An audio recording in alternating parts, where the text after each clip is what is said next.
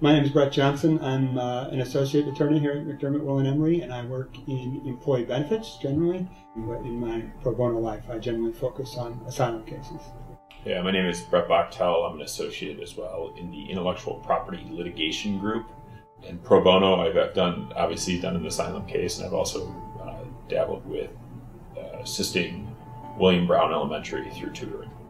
I'm Sandra McGill. I'm a partner at McDermott in the tax group. I work on international tax matters, and this was my first big pro bono project. I think the thing that I'm most impressed by with this case is that it was a case of first impression and that it was new law, and that it was sticking up for a woman's right.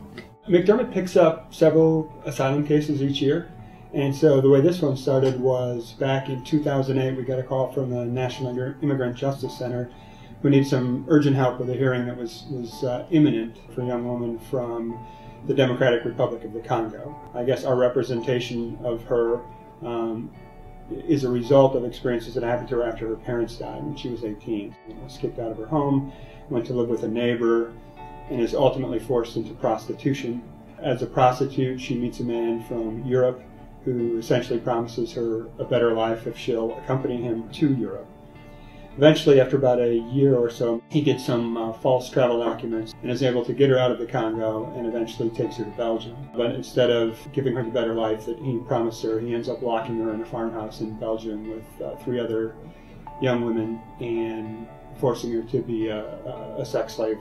After about 6 months at the farmhouse, our client and the other women there were able to escape.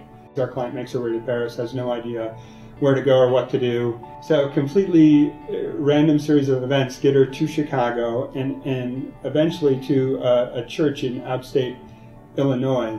Some of the parishioners at the church recommend that she apply for asylum, and once they do that, they go meet with NIJC, who takes a better look at her case. In terms of who did what on the particular case, I and Katherine Schon and Menna Eltaki and Margaret Hermes all worked together to write the brief and work on getting expert affidavits together.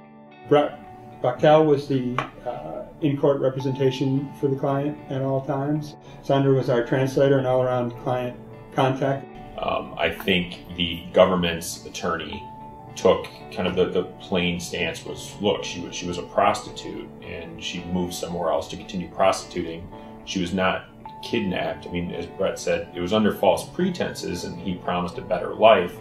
And that, I think, was actually the crux of the argument that we really needed to have, was that she was tricked into leaving the Congo, and that the person who did it to her would not be stopped by the Congolese government. We had a lot of data supporting that young female prostitutes in the Democratic Republic of Congo do not have a very good future. And I think the judge did a very good job of applying the specific facts of her case, believing them. In August, we received the written opinion that was granting asylum. The government does have the right to appeal, and they have 30 days from then to appeal. But ultimately, 30 days went by. The government did not grant or did not file for an appeal, and I guess asylum was granted. So, and on the plus side, while I did have to impart several items of bad news along the way, I did get to tell her about the outcome. I called her on my cell phone, and I caught her at just a really down moment in the day for her. And I said, well, listen, I'm just calling. I have some good news for you. You know, we've heard back from the court. And it's going to tear up because she just burst into tears.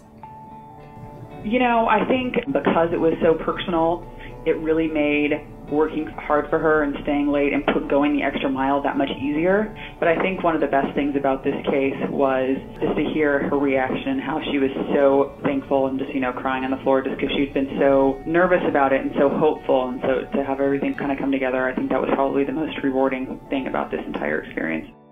I kind of have a soft spot for asylum cases. I actually immigrated to the U.S. I think of when I got my citizenship and sort of that feeling of being a part of such a great country. I feel very personally connected to these cases, and just to know what these clients go through really puts everything in perspective.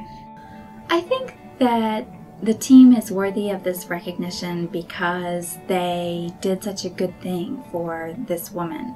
I think everyone can agree that it was a terrible and egregious thing that happened to our client, but it was unsettled whether or not that was actually a protected type of torture.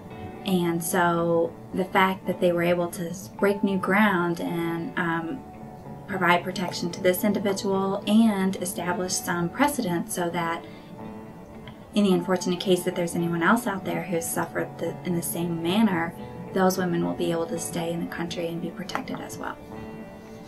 It's just, from a selfish perspective, it keeps you, honest. It's a good feeling. Day-to-day, multinational kind of work, I think the end game can get lost a little bit. With this case, it never was lost. To say that we're giving our time to pro bono is a little disingenuous, because I'm coming to work every day and the firm is allowing me to spend my time instead of on paying clients coming into the firm, but to put my heart and soul into these pro bono matters. So for me, it's sort of win-win-win-win-win. I don't think it's too overstating it to say it's a life and death situation. It was, a very rewarding project to work on.